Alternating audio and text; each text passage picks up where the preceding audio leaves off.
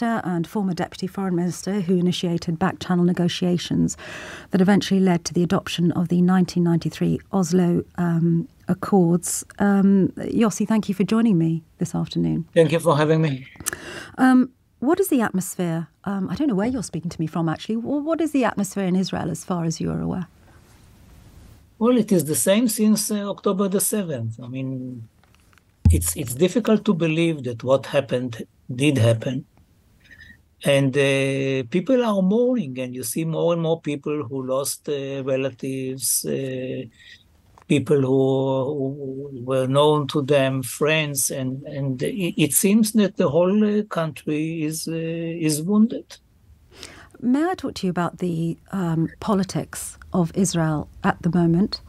I've been reading a range of views and have heard a range of voices across radio stations. And it would appear that many people within Israel have this position, which is that they feel that the Netanyahu government, which is a coalition with far-right parties, left Israelis undefended along the southern part of Israel, the border with Gaza, and that attention was diverted from their protection towards the West Bank. And at the same time, there is this outpouring, a sense that, of course, Israel has the right to defend itself and should act to bring back the hostages. Can we deal with those two things? What is the state of Israeli politics, in your view, now, given what has widely been described as the far-right nature of the government coalition? Well, the most important thing of the right now, and this is not only the government, it is the general view, is that you have to oust Hamas and replace it by another body, interim or permanent, as long as it is not Israel. This is the general view. It could have been the best option would be the Palestinian Authority. It seems that they are not too happy to return, especially as a result of such a confrontation. And then maybe it could be the Arab League, the UN, or another body. About the hostages, the general view is that all the things that can happen in order to release them should take place. How can you reconcile between an attack on Gaza and and freeing the hostages is, of course, a delicate question. But the answer of the government and of the IDF is that it is possible. Do you believe that the military strategy currently conducted by the IDF is proportionate in its response?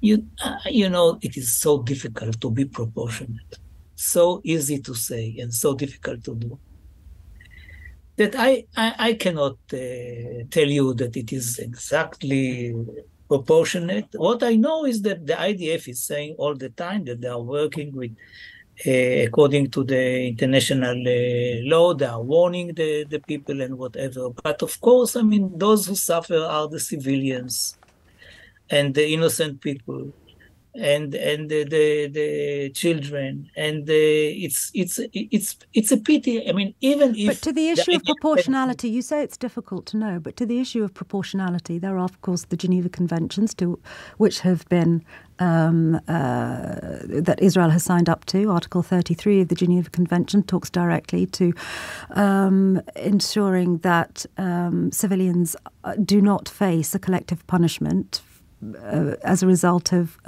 actions by combatants, and that belligerents stay within the law.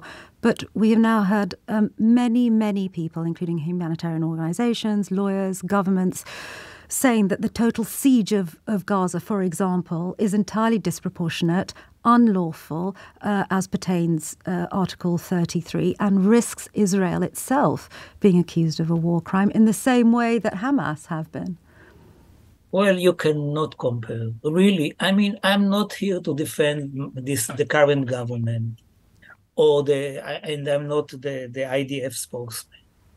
And maybe they are wrong, maybe they are right, but you can never compare what happened with Hamas to anything which is done by Israel. You cannot compare the intentions, the cruelty, or whatever. They say now that Hamas people took drugs before the beginning of the attack on Israel. Maybe this was the truth, but you cannot understand what was behind it. I mean, is it unemployment? Is it a frustration because of the fact that there is no peace? Nonsense. And why do you say it's nonsense? Because Hamas doesn't want anything. Hamas doesn't want peace with Israel. So how can they be frustrated because there is no peace with Israel? Understood. May I ask you, though, looking to the future and looking for a hope for peace, which I know you have worked towards, there is an argument that is emerging, which is that actually as a strategic military aim, eliminating Hamas is near impossible because what they represent is a very extreme ideology, and you can't bomb an ideology out of existence. And as a civilian death toll mounts in Gaza, what that is creating is a recruiting ground for future generations for Hamas. Yeah, this is a valid argument, but I don't believe that anybody is talking seriously about getting rid of Hamas. We are speaking about removing the leadership. Sorry, Prime Minister Netanyahu, I have the quote in front of me, has been very specific. No, he is wrong. It will not happen. And such a promise is totally hollow, in my view. The important thing is that Hamas will not go on ruling Gaza. And if that happens, and there are other Arab forces which are taking upon themselves the leadership of Gaza, I believe that this will be the end of this chapter. And that should be the end of this chapter. Anybody who believes that you can really eliminate Hamas doesn't understand the reality.